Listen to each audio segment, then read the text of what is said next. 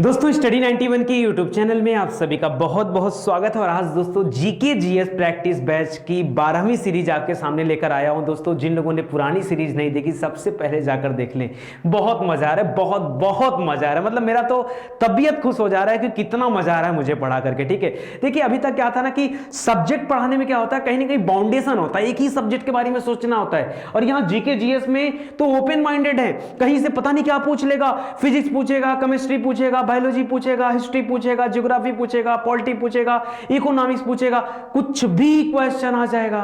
तो चलिए देखते हैं कि आज आपके लिए कौन कौन से खास प्रश्न हैं और आपकी तबीयत कौन कौन प्रश्न खराब करते हैं। ठीक है, तो जल्दी से कॉपी कलम लेके बैठना और मुझे बताना कि कितने नंबर आपके आ रहे हैं। और आजकल देख रहे होंगे दोस्तों जो प्रश्न आ रहे हैं वो नए नए प्रश्न पूछे जा रहे हैं, तो इसमें आपको और भी ज्यादा मजा आ रहा होगा। ठीक है, प्रैक्टिस आपके लिए बहुत इंपॉर्टेंट है।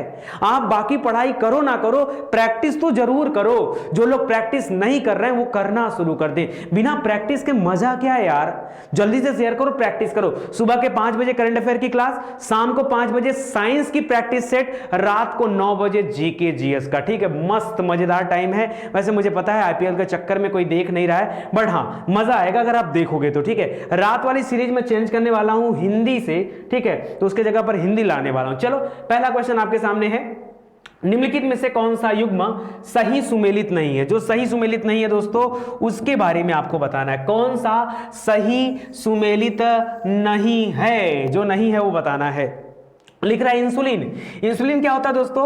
अरे आंख मूंद करके बोलना, ऐसे आंख बंद करो और बोलो इंसुलिन क्या होता है। इंसुलिन शरीर के अग्न्याशय के पास लैंगरहैंस की दीपिकाओं से के बीटा कोशिका से स्रावित होता है। इंसुलिन की कमी से मधुमेह नामक रोग होता है, यानी शरीर में कार्बोहाइड्रेट का पाचन बंद हो जाता है, कम हो जाता है, यह होता है इंसुलिन। चलो आंख खोलकर पढ़ते हैं क्या दिया है। इंसुलिन करा रक्त शर्करा का नियंत्रण करता है, यानी शरीर में ब्लड में शर्करा का नियंत्रण करने का काम करता है। अरे तभी तो शुगर का जब टेस्ट कराते हैं, फास्टिंग कराते हैं, खाने के पहले और पीपी मतलब खाने के बाद। ठीक है, तो याद रखिए ये तो एकदम सही है। आपसे पूछा कौन सा सही नहीं है, दूसरा लिख रहा है मेलाटोनिन। ठीक है, मेलाटोनिन क्या करता है दोस्तों? ये निद्रा का नियंत्रण करता है। अगर ये अनियंत्रित हुआ तो व्यक्ति की नींद गायब हो जाएगी, फिर नींद के लिए व्यक्ति दवाई खाता है। हाँ, तीसरा लिख रहा है ऑक्सीटोसिन। ऑक्सीटोसिन तो यहां तक कि जो है गाय और भैंस में भी लगाया जाता है, सुइयां दी जाती है ऑक्सीटोसिन की, ताकि उनके थन में दूध उतर आए। ठीक है, तो याद रखिए ऑक्सीटोसिन जो होता है दोस्तों एक तरह का हार्मोन होता है, यह स्तन ग्रंथ से दूध का निस्सारण करता है, तो यह भी सही है। चौथा लिख रहा है गैस्ट्रिन, करा यह रक्तचाप का नियंत्रण करता है, यह अपने आप में क्या हो जाएगा? गलत। ठीक है, तो यहां पर गैस्ट्रिन का संबंध रक्तचाप से नहीं है, बाकी के कथन क्या थे वो सत्य थे। ठीक है, तो देखिए यहां पर लिख रहा है गैस्ट्रिन रक्तचाप का नियमन करना। ठीक है, ये वाला क्या हो जाएगा? गलत। अच्छा, गैस्ट्रिन होता क्या दोस्तों? करा यह उदर में, यानी कि हमारे पेट में उदर में गैस्ट्रिक ग्रंथियों के द्वारा स्रावित किया जाता है, अरेमाशय से निकलता है, खाने को पचाने में सहयोग देता है, वहीं पर आता है इसका काम। ठीक है, तो इसको याद रखिएगा, इंपॉर्टेंट है। आगे बढ़ते हैं। मच्छरों के नियंत्रण हेतु प्रयोग होने वाली कीट भक्षी मछली का नाम क्या? अभी तक सर आपने पढ़ाया कीट भक्षी पौधों के बारे में, सर आपने बटर बर्ड पौधा पढ़ाया था, सर आपने घटपर्डी पौधे का नाम बताया था, जो क्या करते हैं? नाइट्रोजन की आपूर्ति के लिए कीट पतंगों को खा जाते हैं, ये पौधे ऐसे होते हैं। ठीक है, लेकिन यहां पर आपने कीट भक्षी मछली का नाम लेकर सर टेंशन दे दिया।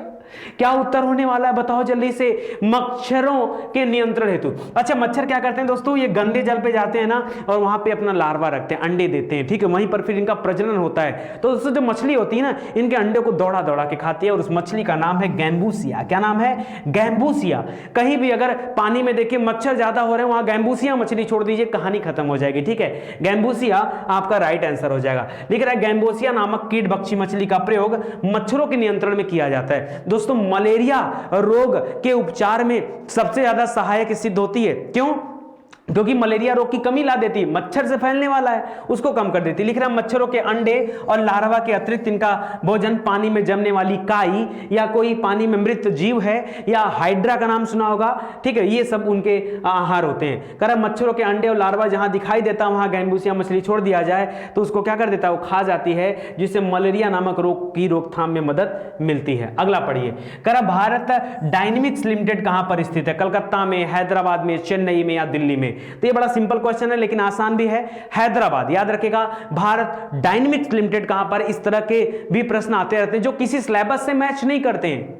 ऐसे में आप कहते हो सर ये प्रश्न पता नहीं कहां से एग्जाम में पूछ दिया, तो सिलेबस में है ही नहीं है। अरे सिलेबस में नहीं है तो सिलेबस के बाहर जाके पढ़ो ना। सर कहां से पढ़े? अरे स्टडी 91 का प्रैक्टिस बैच लो ना, पैसा नहीं देना मेरे भाई, फ्री में है ये प्रैक्टिस बैच, फ्री में है, तो आओ और पढ़ो। लेकिन अब भारत डायनेमिक्स लिमिटेड की स्थापना 1970 में हैदराबाद में हुआ था। इसका उद्देश्य क्या है? तो जो गाइडेड मिसाइलें बन रही है ना उनके लिए कार्य करना, जो आजकल मिसाइलें बन रही है उनके लिए भारत डायनेमिक्स लिमिटेड कार्य करता है। देखिए लिख रहा है मिसाइल उत्पादन टेक्नोलॉजी को विकसित करना और गाइडेड मिसाइलों के उत्पादन का आधार तय करना इसका मुख्य उद्देश्य है। अस्पतालों में मंद निश्चेतक के रूप में प्रयुक्त होने वाली गैस कौन सी है? अस्पतालों में मंद निश्चेतक यानी धीरे से आपको बेहोश कर देंगे, वो गैस का नाम बताना है।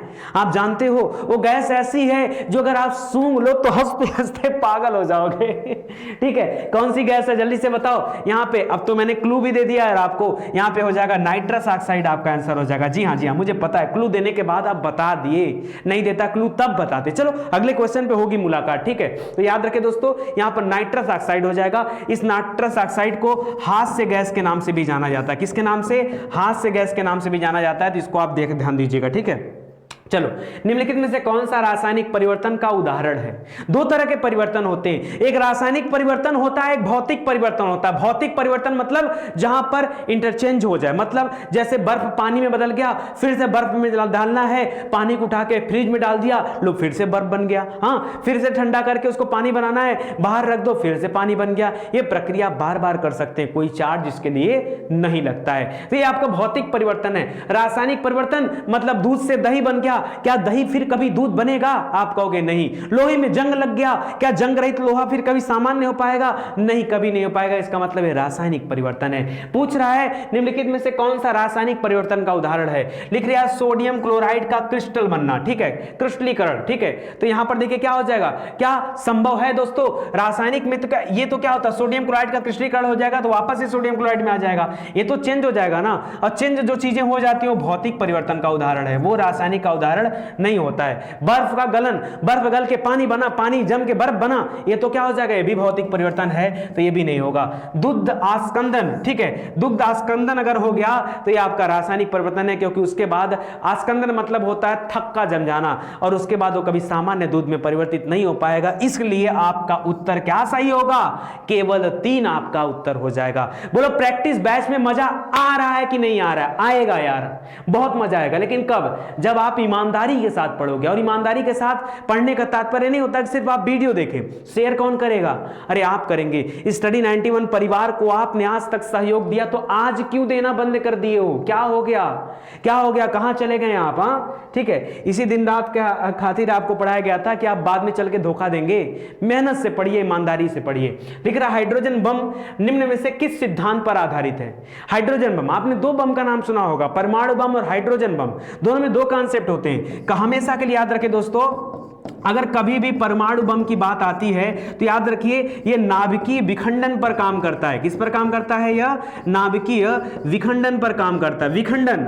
और अगर आपसे कभी हाइड्रोजन बम की बात करता है तो इसके लिए ध्यान दीजिएगा, यह नाभिकीय संलयन पर काम करता है, ठीक है। तो पहले तो पॉइंट आप ये दोनों याद रखिएगा। दूसरा पॉइंट ये पूछ रहा है कि नाभिकीय बम का सिद्धांत जो है ये किस सिद्धांत पर? कह रहा है संलयन, तो यहां पर दे ही रहा, विखंडन तो होगा ही नहीं, ठीक है। तो यहां पर याद रखिए संलयन में कौन, नियंत्रित या अनियंत्रित? तो सही उत्तर क्या हो जाएगा? हाँ, ये गलत है, मजाक कर रहा था, ठीक है, अनियंत्रित हो जाएगा। अनियंत्रित संलयन होता है, इसको रोका नहीं जा सकता, ये बहुत नुकसानदायक होता। परमाणु बम जितना खराबी लाता उससे 1000 ज्यादा गुना डेंजरस कौन होता है? हाइड्रोजन बम होता है, 1000 गुना ज्यादा। एक ऐसा बम है जिसको मार देने पर घर द्वार ऐसे खड़ा रहेगा, केवल आप चले जाओगे। हाँ सर, गजब का बम है, हाँ गजब का बम है। कहाँ मिलेगा सर? दिवाली पे मिलेगा, जाना ले लेना। कह रहा जब प्रकाश एक माध्यम से दूसरे माध्यम में जाता है तो निम्न में से कौन सा एक अपरिवर्तित रहता है? जो प्रकाश है अगर एक माध्यम से दूसरे माध्यम में जाता है तो निम्न में से क्या अपरिवर्तित रहता है? तीव्रता, वेग, तरंग दैर्ध्य या आवृत्ति? जल्दी से बताओ, तब तक पानी पी लेते हैं।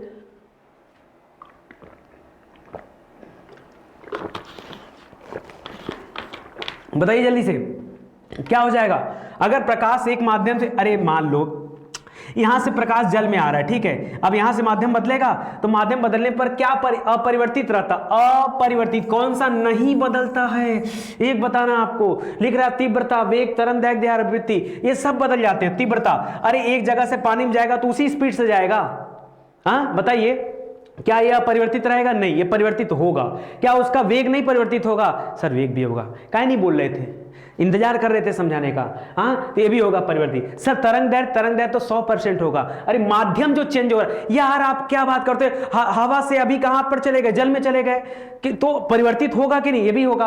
अपरिवर्तित कौन सा रहेगा?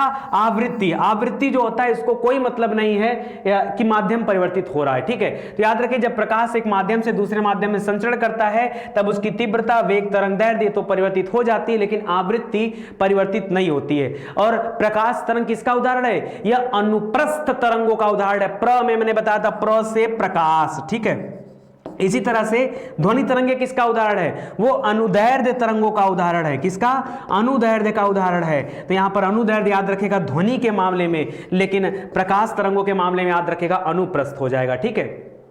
अंतरिक्ष यात्री निर्वात में सीधे खड़े नहीं रह सकते, क्योंकि बताइए, अंतरिक्ष यात्री आपने देखा होगा, कई बार स्पेस वाली मूवी देखा होगा, वहां कोई अंतरिक्ष यात्री जाता है ऐसे घूमता टहलता रहता है, ठीक है, ऐसे चलता फिरता रहता है। तो दोस्तों ये जो होता है कैसे? क्योंकि अंतरिक्ष में ग्रेविटी नहीं है। हमारे पृथ्वी पर ग्रेविटेशनल फोर्स काम करता है, इसलिए व्यक्ति खड़ा होकर चल पाता है। हाँ, वहां पर ग्रेविटी ही नहीं है, और जहां पे ग्रेविटी नहीं, वहां पर व्यक्ति का शरीर स्वतंत्र अवस्था में आ जाता है, वो तैरता रहता है हवा में, लेकिन आप वहां सीधे खड़े हो नहीं पाएंगे, ठीक है। क्यों? क्योंकि एक लाइन में बोले तो गुरुत्व तो नहीं होता है, मतलब वहां पे ग्रेविटी नहीं है। ये श्यानता और ये सब अनाप शनाप की बातें हैं, आपको पता होगा इसके बारे में, ठीक है। यहां ऑप्शन नंबर 1 आपका क्या हो जाएगा? सत्य हो जाएगा। आगे देखिए, निम्नलिखित दक्षिण एशियाई देशों में किस एक का अधिकतम जनसंख्या घनत्व, सबसे ज्यादा जनसंख्या घनत्व, जनसंख्या घनत्व किसे कहा जाता है? 1 वर्ग किलोमीटर में। 1 वर्ग किलोमीटर मतलब 1 किलोमीटर ऐसा और 1 किलोमीटर ऐसा, इसी को कहा जाता है 1 वर्ग किलोमीटर। वर्ग बन गया ना, जब क्या हो, लंबाई और चौड़ाई एक बराबर होता है तो उसे वर्ग कहा जाता है, और जब भिन्न भिन्न हो जाते हैं, यानी आमने सामने वाले बराबर हो जाएं, तो उसको क्या कहा जाता है? उसको रेक्टेंगल कहा जाता है, आयत नाम दिया जाता है। 1 वर्ग किलोमीटर में रहने वाले कुल लोगों की संख्या को वहां का जनसंख्या घनत्व माना जाता है, ठीक है। सबसे ज्यादा जनसंख्या घनत्व भारत का कहां पर है? तो याद रखिए बिहार है, बिहार में सबसे ज्यादा जनसंख्या घनत्व है। सबसे कम कहां पर है? तो अरुणाचल प्रदेश है, सबसे कम जनसंख्या घनत्व। कितना है? तो याद रखिए 24, ठीक है। ये सब तथ्य भी याद रखिए, परीक्षा में कब कहां से क्या बजा दे, कहा नहीं जा सकता, तो ध्यान दीजिएगा। पूछा है सबसे अधिकतम जनसंख्या घनत्व कहां है? तो यहां भारत, नेपाल, पाकिस्तान, श्रीलंका, यहां पर भारत में ही है, क्योंकि सबसे ज्यादा जनसंख्या भी भारत में है और जनसंख्या घनत्व भी। अगर यहां पे ऑप्शन दे देता बांग्लादेश का, तो बांग्लादेश का जनसंख्या घनत्व भारत से भी ज्यादा है, या फिर इंडोनेशिया का दे देता तो इंडोनेशिया भी बहुत ज्यादा है, ठीक है। तो फिलहाल यहां पे सही उत्तर हो जाएगा भारत, ठीक है। चलिए, जनगणना 2011 के अनुसार निम्नलिखित राज्यों के जनसंख्या घनत्व के संबंध में सही आरोही क्रम, देखिए 2 तरह के क्रम होते हैं, एक आरोही होता है, एक अवरोही होता है। आरोही माने बढ़ते हुए क्रम में, अवरोही माने घटते हुए क्रम में, ठीक है। तो आपसे पूछा है आरोही क्रम में आप बताइए जनसंख्या घनत्व सबसे ज्यादा, सबसे कम कहां का है और सबसे ज्यादा कहां का है, ठीक है। तो सबसे कम की बात करें, असम, हरियाणा, गुजरात, कर्नाटक, नहीं, हरियाणा याद रखिए ग्रामीण एरिया पड़ जाता है, थोड़ा सा हरियाणा में बड़े गुड़गांव वगैरह हो, लेकिन यहां पर जनसंख्या घनत्व तो अधिक है इसके मामले में, गुजरात के मामले में, ठीक है। गुजरात, कर्नाटक, हरियाणा, असम, गुजरात, कर्नाटक, हरियाणा, असम, हरियाणा, ये तो गलत है, ये भी गलत है, ठीक है। और गुजरात, कर्नाटक, असम, हरियाणा, ठीक है। गुजरात, कर्नाटक, असम, हरियाणा, ठीक है। तो आप यहां पे कर सकते हैं दोस्तों गुजरात, कर्नाटक, ठीक है। गुजरात देखिए एक बार आप चेक कर लीजिएगा इसको, ठीक है। वैसे मेरे हिसाब से यही होगा, गुजरात में कम है, हरियाणा में ज्यादा है, हरियाणा को ज्यादा देख के टिक किया गया है, तो ये देखिए थोड़ा सा सही मिल रहा है आपको, ठीक है। 308 है, 319, 398, 573, ठीक है। तो आपको यहां दिख रहा होगा जनसंख्या घनत्व तो अलग अलग है। 2011 की जनगणना के अंतिम आंकड़ों के अनुसार निम्नलिखित कथनों में से सही कथन का चुनाव कीजिए। लिख रहा है संघ शासित क्षेत्रों में पुरुषों में साक्षरता दर सबसे अधिक है, लक्षद्वीप में, ठीक है। दूसरा कथन लिख रहा है राज्यों के अंतर्गत पुरुषों में सर्वाधिक साक्षरता दर कहां पर है? राज्य के मामले में मिजोरम में। संघ शासित क्षेत्रों में महिलाओं में सर्वाधिक साक्षरता दर लक्षद्वीप में। देखिए आप सीधे सीधे आपसे बोलिए, देखिए केंद्र शासित की बात करें, केंद्र शासित, तो केंद्र शासित में ये वाला केंद्र शासित दिया और साक्षरता दर के मामले में बात कर रहा है, ठीक है। केंद्र शासित में पुरुष पुरुषों का बताया है कि सबसे अधिक लक्षद्वीप में है, महिलाओं का भी बता दिया लक्षद्वीप में है। बोलिए बोला कि नहीं? देखिए यहाँ पे भी लक्षद्वीप और यहाँ पे भी लक्षद्वीप, ठीक है। और राज्यों के मामले में पुरुषों के मामले में बोला मिजोरम, ठीक है, मिजोरम, और महिलाओं के मामले में बोला केरल। बस आप यहीं से पकड़ लीजिए क्या उत्तर होने वाला है, ठीक है। तो यहां पर याद रखेंगे दोस्तों, यहां पे जो ये मिजोरम दे रहा है ये गलत हो जाएगा। राज्यों के मामले में मिजोरम नहीं, अरे केरल के रहते मिजोरम को आप हाईलाइट कर रहे हैं। तो यहां पे पहला तो सही है, तीसरा भी सही है, चौथा भी सही है, क्योंकि केरल में महिलाओं की साक्षरता दर सर्वाधिक है और पुरुषों की भी। तो यहां पर आप दूसरा वाला मेरे हिसाब से आप गलत कर सकते हैं, ठीक है। हाँ, दूसरा गलत हो जाएगा, तो बस सिंपल हो गया। केरल में सबसे ज्यादा साक्षरता दर, वो तो अभी इस समय अगर काउंट करेंगे तो लगभग 100% साक्षरता दर, लगभग नहीं, वहां 100% साक्षरता दर आ चुकी है, ठीक है। तो इसको याद रखिएगा, इंपॉर्टेंट। देखिए दे भी रहा है, 2011 की जनगणना के अनुसार दे रहा है पुरुषों की साक्षरता दर सर्वाधिक केंद्र शासित के मामले में लक्षद्वीप पर है, सबसे बेकार स्थिति है दादरा नगर हवेली की, जबकि राज्यों में सबसे ज्यादा केरल की है और महिलाओं में भी सबसे ज्यादा केरल की है, ठीक है, वहां की सबसे ज्यादा है। और अगर केंद्र शासित में महिलाओं की बात करेंगे तब लक्षद्वीप आपका उत्तर है, ठीक है। आगे देखिए दोस्तों, सूची 1 का सूची 2 से मिलान करना है। चलिए आइए मिलान करते हैं। गौतम बुद्ध नगर, ज्योतिबा फूले नगर, अच्छा इनका हेडक्वार्टर, ये दोस्तों अलग अलग जिले बाद में बनाए गए थे, इनका मुख्यालय आपको बताना है। तो सबसे आसान है संत कबीर नगर, ठीक है। संत कबीर नगर का मुख्यालय है खलीलाबाद, ठीक है। खलीलाबाद में हमारे कई चाहने वाले हैं, बड़ा आने की वहां इच्छा है, ठीक है, बट मैं कभी यहाँ नहीं पा रहा हूँ। चलो कभी समय देखता हूँ तो आता हूँ। कौन है भाई खलीलाबाद वाले बेल्ट से कोई है क्या? संत कबीर नगर खलीलाबाद, ठीक है। सिद्धार्थ नगर को आप नौगढ़ से कनेक्ट करिए, ठीक है। गौतम बुद्ध नगर ये नोएडा हो गया और ज्योतिबा बाई फूले नगर ये अमरोहा हो गया, ठीक है। तो क्या बन के आता है यहां पर? आता है 4 1 2 3, 4 1 2 3 आपका हो जाएगा। 4 1 2 3 मतलब आपका राइट आंसर क्या हो जाएगा? Option number 3। समझ में आ रहा है कि नहीं, या मैं खाली ऐसे ही बोलते चला जा रहा हूं? नहीं समझ में आया तो बताओ, कमेंट करके बताओ। देखो मैंने कुछ दिन पहले दोस्तों, अभी 2 दिन की क्लास मैंने टैबलेट पे लिया, ठीक है। लोगों ने कहा कि सर, मैंने सोचा मैं कुछ अच्छा दे दूंगा, लेकिन लोगों ने कहा कि सर नहीं, टैबलेट पे नहीं सर, जब आप सामने आ जाते हो तो पढ़ने का इंटरेस्ट हमारा थोड़ा बढ़ जाता है। तो मुझे लगा यार कि देखो हमको बच्चों के लिए काम करना है, मैं कोई जिद्दी आदमी नहीं हूं कि मैंने ये सोच लिया और वही करना है, मुझे आपके लिए काम करना। अगर आप सेटिस्फाई नहीं हो, ठीक है, तो फिर दिक्कतें हैं, तो हमें चीजें बदलनी पड़ेंगी। तो मैंने कहा चलो बदल दी जाती है चीजें, तो इसको आप थोड़ा सा ध्यान दीजिएगा, ठीक है। चलिए बाकी मिलान कर ही दिया गया है। आगे देखिए, फिर से एक आपको कोट मिलाना है। लकड़ी के खिलौने कहां पर बनते हैं? खेल के सामान, पीतल की मूर्तियां और दिला सलाई उद्योग। तो खेल का सामान सबसे आसान है दोस्तों, मेरठ इसके लिए फेमस है, ठीक है, ये तो आप जानते हैं। लकड़ी के खिलौने बरेली, वाराणसी कर लीजिए, लकड़ी के खिलौने वाराणसी हो जाएंगे, ठीक है। और पीतल की मूर्तियां, आपने गाना सुना होगा, ठीक है, भगवान श्री कृष्ण के ऊपर एक गाना है, ठीक है, भक्तों के वश में है भगवान, ठीक है, आपने सुना होगा। वहां पीतल की मूर्ति मथुरा से लाई हुई थी दादी माँ, ठीक है, जिनके ऊपर ये पूरा थीम पे गाना बनाया। तो मथुरा याद रखेगा, बाकी दिया सलाई उद्योग बरेली याद रखेगा, ठीक है। तो यहाँ पे एक मैच बना हुआ है, ठीक है, यहाँ पे हो जाएगा 3 1 और 4 और 2, ठीक है, 3 1 4 2 मिला लीजिए, 3 1 4 2, ऑप्शन नंबर 4 यहां पर राइट आंसर हो जाएगा, ठीक है। देखिए हर बार मैं एक जैसा प्रश्न नहीं दूंगा, हमें भी तो नए नए प्रश्नों पर प्रैक्टिस कराना ताकि आपके लिए सब चीजें अच्छी रहें, तो इसको ध्यान दीजिएगा, ठीक है। चलिए आगे देखिए, निम्नलिखित में से कौन सा युग्म सही सुमेलित नहीं है? जो सुमेलित नहीं है उसके बारे में बताइए। करा बिठूर ये गंगा नदी के तट पर है क्या? हाँ, बिठूर गंगा नदी के तट पर है और बिठूर पड़ता है आपके कानपुर के पास में, ठीक है। आप जाइए कभी बिठूर घूमिए, बहुत बेहतरीन जगह है, मस्त जगह है बिठूर, ठीक है। गोरखपुर दोस्तों ये राप्ती नदी के तट पर है। गोरखपुर तो मेरा सबसे प्यारा स्थान रहा है, क्योंकि मेरा जो इंटरमीडिएट हुआ वो गोरखपुर से हुआ है, ठीक है। सरस्वती शिशु मंदिर, सूरज कुंड, ठीक है। बाकी जौनपुर दिख रहा है, सई नदी नहीं, जौनपुर सई नदी के किनारे नहीं है, जौनपुर है गोमती नदी के किनारे। कहां पर है? गोमती नदी, गोमती नदी किनारे लखनऊ भी है, ठीक है। तो इसको याद रखिएगा दोस्तों। यहां पर गंगा किनारे कानपुर भी है, ठीक है, कानपुर भी गंगा नदी के किनारे है, ठीक है। चलिए आगे देखिए, कौशाम्बी आपके यमुना नदी किनारे, बिल्कुल सही है। तो सही उत्तर हो जाएगा आपका जौनपुर यहां पर, क्योंकि आपसे पूछा कौन सा सही सुमेलित नहीं है, तो यहां पे कौन सा सुमेलित नहीं है? यहां पे याद रखेगा जौनपुर सुमेलित नहीं है, ठीक है। आगे देखिए, यूरो नाम्स बनाए गए हैं। यूरो नाम्स दोस्तों किस लिए बनाए गए हैं ये आपसे पूछ रहा है। कह रहा वाहनों की गति नियंत्रित करने के लिए, वाहनों का आकार वर्गीकरण करने के लिए, वाहनों से निकलने वाले हानिकारक हानिकारक गैसों को नियंत्रित करने के लिए या इंजन की शक्ति को बढ़ाने के लिए, पावर देने के लिए यूरो नॉर्म्स, ठीक है। तो नॉर्म्स माने होता है रूल्स एंड रेगुलेशन। तो याद रखें दोस्तों, यहां पर वाहनों से निकलने वाली जो हानिकारक गैसें होती हैं, ठीक है, उनको नियंत्रित करने के लिए, उनके लिए नियम कानून बनाने के लिए यूरो नॉर्म्स लाए गए हैं। यूरो नॉर्म्स कई सारे वर्जन में आए हुए हैं, पहले एक था, अब 2 बदल चुका है, और यहां पर मानदंड भी चेंज होते हैं। जैसे कार्बन मोनोऑक्साइड हानिकारक गैस है, हाइड्रोकार्बन, नाइट्रस ऑक्साइड, ये सब जो निकलते हैं और जो पार्टिकल्स निकलते हैं उससे हमारा वातावरण जो है प्रभावित होता है, उसके लिए यूरो नॉर्म्स बनाए गए हैं। एंट्री पॉट व्यापार से क्या अंतर है? एंट्री पॉट, ठीक है, ये आपके लिए बिल्कुल नया प्रश्न है।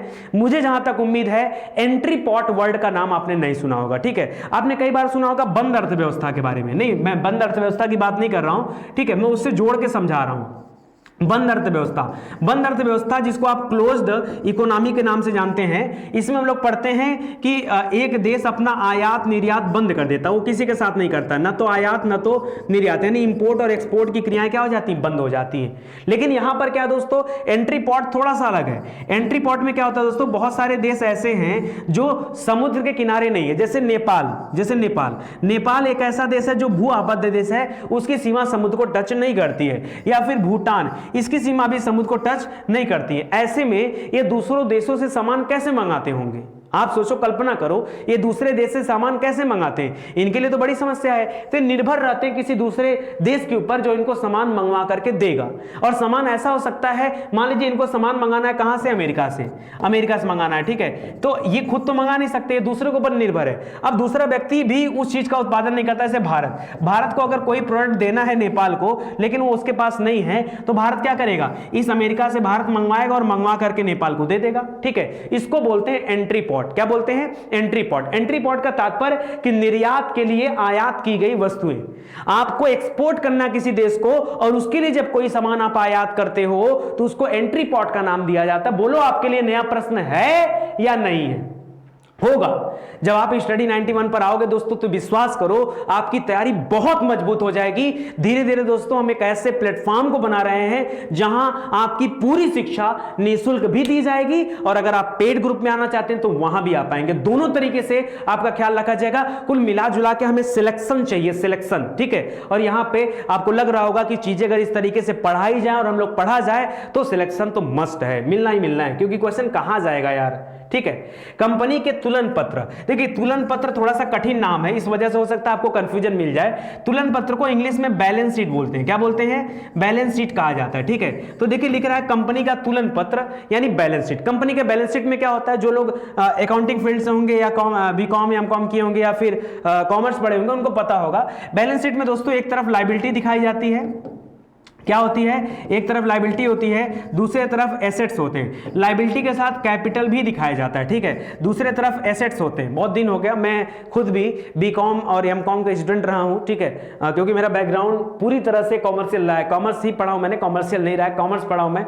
इंटरमीडिएट भी मेरा कॉमर्स रहा है। और आज देखिए, आज सिचुएशन ऐसा आ गया है, समय ऐसा आ गया है कि मुझे जीएस के बारे में पढ़ना पड़ रहा है और पढ़ाना पड़ रहा है। तो कभी भी आप पढ़ते समय नहीं सोच सकते कि आपकी लाइफ आपको कहां लेके जाने वाली है, ठीक है।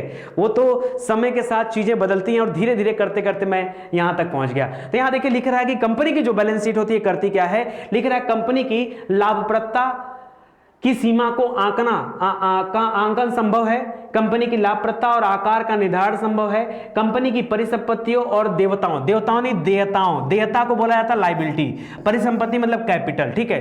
करेक्ट, सॉरी एसेट्स, ठीक है। करेक्ट, परिसंपत्तियों यानी एसेट्स और लायबिलिटी के आकार और संगठन को बताना संभव है, ठीक है। तो ये ज्यादा सही दोस्तों, यहां पर याद रखिए ऑप्शन नंबर सी कर लीजिए, कंपनी की परिसंपत्तियों, ऋणों और मार्केट शेयर को बताना संभव। यहां पे ऑप्शन नंबर सी आपका राइट आंसर हो जाएगा, क्योंकि जो बैलेंस शीट होता है ये बेसिकली क्या बताता है, लायबिलिटी और एसेट्स के बारे में बताता है और उसके बारे में संपूर्ण जानकारी देता है। मुद्रा के अवमूल्यन का अर्थ क्या होता है? मैंने पढ़ाया था, मुद्रा का अवमूल्यन मतलब मुद्रा के मूल्य में कमी कर लेना, मुद्रा के मूल्य में कमी कर लेना, उसको कहते हैं मुद्रा का अवमूल्यन करना, ठीक है। करा कि अंतरराष्ट्रीय व्यापार में प्रयुक्त प्रमुख मुद्राओं की तुलना में विशेष मुद्रा का मूल्य घट जाना, ठीक है, ये आप कह सकते हो। पहला वाला ऑप्शन बिल्कुल सही हो सकता है। दूसरा लिख रहा है कि अपना उचित मूल्य अंकमान देना, ये गलत है। कुछ पूर्व निर्धारित मुद्राओं के समूह के मूल्य में आने वाले परिवर्तनों के साथ विशेष मुद्रा विशेष का मूल्य निर्धारित करना गलत है, ठीक है, ये भी गलत है। तो यहां पे दोस्तों आप कह सकते हैं कि घटा देना, ठीक है, किसी विशेष मुद्रा का मूल्य घटा लेना, ये अवमूल्यन कहा जाता है, तो इसको याद रखेगा, सही हो जाएगा, ठीक है। कह रहा जोखिम पूंजी से क्या तात्पर्य, आपने नाम सुना है, इकोनॉमिक्स के क्वेश्चन है, ये तो थोड़ा सा हटके रहेंगे ना, और ऐसे दिखेंगे कि जैसे आपको कभी आते नहीं ऐसे प्रश्न, ठीक है, तो थोड़ा सा ध्यान दीजिएगा। लिख रहा है जोखिम पूंजी, जोखिम पूंजी से क्या तात्पर्य, लिख रहा है उद्योगों को उपलब्ध कराई जाने वाली अल्पकालीन पूंजी, नहीं, जोखिम पूंजी मतलब ये इनिशिएटिव, मतलब कुछ नया करने के लिए जो नए नए उद्योगपति होंगे उनको दिया जाता है कि वो एक नया बिजनेस बनाए। लिख रहा है नए उद्यमियों को उपलब्ध कराई गई दीर्घकालीन प्रारंभिक पूंजी, ये हम कह सकते हैं, क्यों, क्योंकि नए नए उद्यमियों को दिया जाता है और लंबे समय के लिए दिया जाता है, लॉन्ग टर्म के लिए दिया जाता है, एक पल के लिए इसको मान सकते हैं। अगला भी पढ़ लीजिए, उद्योगों के हानि उठाते समय उपलब्ध कराई गई निधियां, नहीं, ऐसा कुछ नहीं है। उद्योगों के प्रतिस्थापन मतलब एक स्थान से दूसरे स्थान पर जाने और उनके नवीकरण के लिए उपलब्ध कराई जाने वाली निधियां, यह भी गलत है। तो याद रखिए जो नए नए उद्यमी होते हैं उनको लॉन्ग टर्म के लिए जो पैसा दिया जाता है उसको जोखिम पूंजी कहा जाता है, क्योंकि नए उद्यमी हैं तो वहां पर रिस्क ज्यादा है, ठीक है, यहां पर रिस्क फैक्टर करता है, ठीक है, इसको ध्यान दीजिएगा। एक पद है राष्ट्रीय आय, राष्ट्रीय आय निरूपित करता है। अब राष्ट्रीय आय के बारे में मैंने आपको बताया, नेशनल इनकम के बारे में, यहां पर आपको देखना कौन सा सही है कौन सा गलत है, ठीक है। चलो यहां पर देखते हैं, करा बाजार कीमत पर सकल राष्ट्रीय, ये अपने आप में थोड़ा सा डिफिकल्ट है क्वेश्चन, लेकिन मैं आपको अच्छे से समझाऊंगा। जो लोग लगातार कई सीरीज देखते हैं उनको यहां पर पता होगा कि मैं उनको कैसे सोल्यूशन देने वाला हूं, ठीक है, रट गया होगा ये प्रश्न आप सभी को, हमेशा बदल बदल के लाता हूं। बाजार कीमत पर यानी मार्केट प्राइस पर सकल घरेलू उत्पाद यानी ग्रॉस नेशनल प्रोडक्ट यानी जीएनपी एट मार्केट प्राइस, ठीक है, करा है कि इसमें मूल्य ह्रास को घटा दिया जाए। अगर इसमें से आप डेप्रिसिएशन को माइनस कर दोगे तो क्या बचेगा, मैंने बताया था कि पहला वाला माइनस कर दोगे तो वो एन हो जाएगा, यानी एनएनपी मार्केट प्राइस हो जाएगा। और एनएनपी मार्केट प्राइस को यहां पे राष्ट्रीय आय नहीं कहा जाता, किसको कहा जाता है, एनएनपी फैक्टर कास्ट को कहा जाता है। ये मार्केट प्राइस लिख करके गलत किया, इसको ये इस लाइन में क्या लिख देता कि उत्तर सही हो जाता, इस लाइन में अगर वो लिख देता क्या एनआईटी यानी नेट इनडायरेक्ट टैक्स को माइनस करके सब्सिडी अगर ऐड कर देता तो यहां पर के मैक्टर ये आ जाता इस पर और ये लाइन आपका सही हो जाता। तो इस वजह से अभी ये लाइन क्या है दोस्तों, अभी के लिए लाइन गलत दिया हुआ है। आगे बढ़ते हो दोस्तों अगले पे, यानी ये वाली लाइन आपकी गलत हो गई। दूसरी लाइन लिख रहा है बाजार कीमत पर सकल राष्ट्रीय उत्पाद, सकल राष्ट्रीय मतलब ग्रास और राष्ट्रीय मतलब ठीक है नेशनल और प्रोडक्ट, ये करा बाजार कीमत पर मतलब मार्केट प्राइस पर, करा इसमें मूल्य ह्रास को घटा दिया जाए, माइनस डेप्रिसिएशन कर लिया जाए तो क्या आ जाएगा, एनएनपी मार्केट प्राइस आ जाएगा। करा इसमें विदेश से प्राप्त निवल आय को जोड़ दिया जाए, ठीक है, अरे ऑलरेडी जोड़ चुके हैं, अगर जोड़े नहीं होते तो ये पता है जीडीपी था पहले, ये पहले क्या था जीडीपी था, तो दोबारा इसमें कहां लाके जोड़ोगे, ये पहले जोड़ चुके तभी तो आपको ये प्राप्त हुआ, दोबारा जोड़ ही नहीं सकते हो, ठीक है। तो ये तथ्य यहां पर गलत हो गया, जोड़ना नहीं आपको, ठीक है, यहां पे जोड़ना नहीं, क्यों, ये पहले से जोड़ा जा चुका है, ये पहले से जोड़ा जा चुका है, ये भी गलत हो जाएगा। बाजार कीमत पर सकल राष्ट्रीय उत्पाद यानी वो हो जाएगा GNP eight market price minus depreciation और अप्रत्यक्ष कर, यानी इसमें से क्या कर लिया जाए, नेट इनडायरेक्ट टैक्स को घटा लिया जाए और सब्सिडी को जोड़ दिया जाए, तो क्या हमें प्राप्त हो जाएगा, हमें प्राप्त हो जाएगा एनएनपी फैक्टर कास्ट। और एनएनपी फैक्टर कास्ट को क्या कहा जाता है, राष्ट्रीय आय। और यहां लिख रहा है उपदान को जोड़ करके, उपदान मतलब सब्सिडी को जोड़ करके, तो यहां आपका राइट आंसर हो जाएगा ऑप्शन नंबर 3। एक बार चौथा भी देख लीजिए, करा है कि यहां पर लिख रहा है कि जीएनपी मार्केट प्राइस और इसमें क्या लिख रहा है, विदेशों से प्राप्त, इसको घटा लिया जाए। अगर आप एनआईएफए घटा लोगे, एनआईएफए घटा लोगे तो आप पता कहां पहुंच जाओगे, आप पहुंच जाओगे जीडीपी मार्केट प्राइस पर। कहां पे आ जाओगे, आप जीडीपी पे चले आओगे, ना कि आप एनएनपी पे जाओगे। और राष्ट्रीय आय कहा जाता है एनएनपी फैक्टर कास्ट को। और जो इंसान इसको डिस्क्राइब करके ऐसे बता दे मैं जान जाऊं, ठीक है, देखिए पढ़ाया गया है, आपका कॉन्सेप्ट क्लियर कराया गया है, तब आप जोरदार तरीके से आप इसको हल कर पा रहे हैं, ठीक है, ऐसे करके पढ़ेंगे। अच्छा, जो लोग शुरू से पढ़े होंगे उनको और भी ज्यादा मजा आ रहा होगा, ठीक है। निम्नलिखित नदियों पर विचार कीजिए, कराइए। बराक नदी, लोहित नदी और सुबनसिरी नदी, कौन सी नदी अरुणाचल प्रदेश से होकर के बहती है। दोस्तों बराक नदी यहां कहां ले जाकर रख दिए, बराक नदी यहां पे नहीं है, ठीक है, ये गलत हो जाएगा। लोहित और सुबनसिरी हो जाएगा, सुबनसिरी, धनसिरी, लोहित, ठीक है, कापली, ये सब कहां की नदियां हैं, सब अरुणाचल प्रदेश की नदियां। लोहित नदी को दोस्तों खूनी नदी भी कहा जाता है, क्यों, क्योंकि इसके जल का रंग क्या है, लाल है। यहां पे 2 और 3 हो जाएगा, ठीक है, यहां पे बराक नदी नहीं होगा, ठीक है, ये इंपॉर्टेंट आपके लिए। बराक नदी कहां पर दोस्तों, ये मणिपुर तक बहती है, इसका कोई संबंध आपका किससे नहीं है, यहां पर अरुणाचल प्रदेश से नहीं है, ठीक है। चलिए, करा कि भील जनजाति भारत में सबसे अधिक पाई जाती है। भील जो जनजाति है दोस्तों, ये भारत में सबसे ज्यादा कहां पाई जाती है? ये मध्य प्रदेश में पाई जाती है। अभी मध्य प्रदेश से अलग हुआ है आपका छत्तीसगढ़, तो याद रखें छत्तीसगढ़ में भी भील खूब पाए जाते हैं, ठीक है, भील। और मध्य प्रदेश से जब आप राजस्थान की तरफ जाएंगे तो बॉर्डर एरिया है, वहां पर सहरिया जनजाति पाई जाती है। कौन सी? सहरिया, सहरिया, सहरिया जनजाति। ये भी काफी परीक्षा में पूछा जाता है, तो इसको आप याद रखिएगा, ठीक है। निम्नलिखित में से कौन सा स्थान कागज विनिर्माण उद्योग के लिए प्रसिद्ध है? कागज निर्माण उद्योग के लिए कौन सा प्रसिद्ध है? यमुनानगर, गुवाहाटी, शाहाबाद और बल्लारपुर, ठीक है। तो ये भी बड़ा इंपॉर्टेंट है, यहां पर हो जाएगा यमुनानगर, ये तो है, ठीक है, यमुनानगर हो जाएगा। और एक मिनट यार, यमुनानगर हो जाएगा, गुवाहाटी असम का पास वाला, और बल्लारपुर, ये तीनों स्थान हो जाएंगे। तो 1 2 4 कर लीजिएगा, ठीक है, ये आपका राइट आंसर हो जाएगा। अच्छा, कागज बनाने की कला का आविष्कार, सबसे पहले कागज कहां पे बनाया गया था? तो माना जाता है चीन में, ठीक है, चीन में सबसे पहले कागज का आविष्कार हुआ था। भारत में प्रथम प्याज में जो कागज का कारखाना बनाया गया वो सेरामपुर में बनाया गया। सेरामपुर को श्रीरामपुर के नाम से भी जाना जाता है, पश्चिम बंगाल में है, ठीक है, जो कि वहां वाला कारखाना असफल हो गया था। बाद में सफल कारखाना 1867 में बनाया गया कोलकाता के बालीगंज में। बाली की मात्रा ऐसे नहीं होगी, ठीक है, ये बाली है, ठीक है, कलकत्ता के बालीगंज में स्थापित किया गया और ये ठीक ठाक था। इसके बाद लखनऊ में, टीटागढ़ में कई जगह कागज के उद्योग स्थापित किए गए, ठीक है। और आज भी देश का 70% कागज का उत्पादन ये पश्चिम बंगाल, आंध्र प्रदेश, उड़ीसा और महाराष्ट्र और कर्नाटक ही करते हैं, ठीक है, तो इसको भी याद रखेगा। दिल्ली और आगरा के मध्य वर्ष के अधिकांश समय यमुना नदी मृत हो जाती है। क्या ऐसा है क्या? दिल्ली और आगरा के मध्य ज्यादातर क्या देखा जाता है? यमुना नदी मृत हो जाती है, मतलब उसमें पानी नहीं रहता है, ठीक है। किस समय में लिख रहा है? वर्षा, मध्य वर्षा के अधिकांश समय में। और यमुना असतत वाहिनी नदी है, तो ये कहना गलत है दोस्तों। हाँ, कुछ समय के लिए पानी कम जरूर होता है, लेकिन यहां पर यह कहना कि वो असतत वाहिनी, ये गलत है। वो सतत वाहिनी नदियां हैं और वो चलती रहती है, तो ए सही है और आर यहां पर सीधा सीधा क्या लिख रहा है? गलत है, ठीक है।